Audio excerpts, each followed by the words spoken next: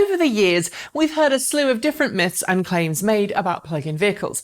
Some of them are pretty easy to bust, others require a little more work. As electric cars become more and more mainstream, though, we've seen those myths and claims lessen a little. But in recent months, they've come back in full force. And while we could build an entire series of different videos about the various myths surrounding everything from plug-in cars to self-driving ones, we're going to focus on one of the mothers of all questions and concerns: that a massive societal shift towards electric vehicles will cause brownouts across major cities, bring down power networks, and cripple our modern lives. With the kind of fear that's usually reserved for post-apocalyptic TV shows where everyone's become a zombie or there's some major virus killing all but the naturally immune and criminally insane, this myth is one that's persisted. We still occasionally see people try and bring this one out to justify why they shouldn't or why you shouldn't make the switch away from fossil fuels. And on the scale of weird electric car myths, it's frankly right up there with a notion that electric cars produce more pollution during their lifetime than an internal combustion engined vehicle. Which they don't, at least in the majority of the world. And yes, I could make an entire series on just that question, but I digress. The whole rationale behind this particular myth is based off the concept that right now, when there's a major sports event or TV show and people get up in the commercial break to make a cuppa or turn some other electrical device on, the electrical grid is put under sudden higher strain than normal. And when there's a heat wave, the electrical demand from all of those air conditioning units forces the utility company to turn on extra electricity generation. In some extreme cases, that high demand causes the grid to simply fail to keep up with demand, which causes something somewhere to fail and a brownout to occur. As a side note, I should mention that in both of these cases, there are special employees at utilities companies whose sole job it is to predict what upcoming electrical demands will be in order to help those utility companies prepare for that demand peak. Ahead of a predicted hydro event, the utility will respond by spinning up extra power generation, usually oil, gas or coal, to help it supply the extra energy that's needed.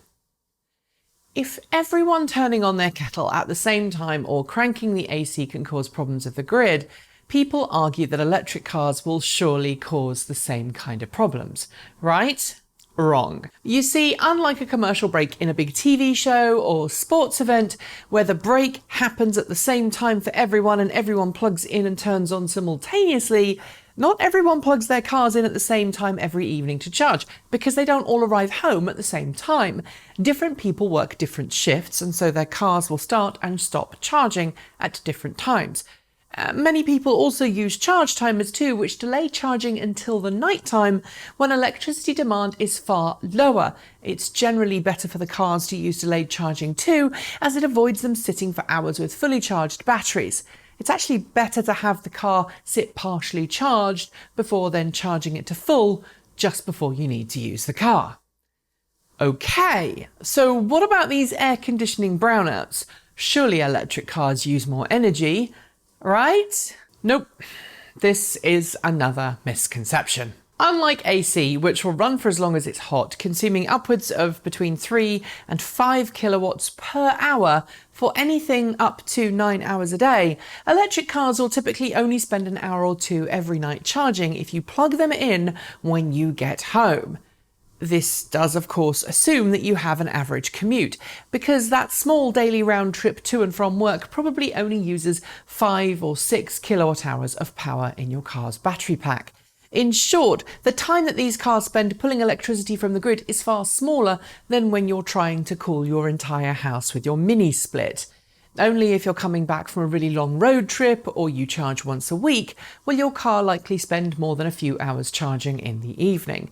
And again, charge timers do come into play for many owners, because utilities often offer time of use incentives that make electricity super cheap to use at night time. So it's a no-brainer to charge at night. So far then, we've covered the fact that electric cars don't use a whole lot of electricity per day if used for just a daily commute, and a few errands perhaps. We've covered that many people use their charge timers to let their car charge overnight. There's a video on that, by the way, here. And we've acknowledged that not everyone is going to arrive home and plug into the mains at the same time. The final thing?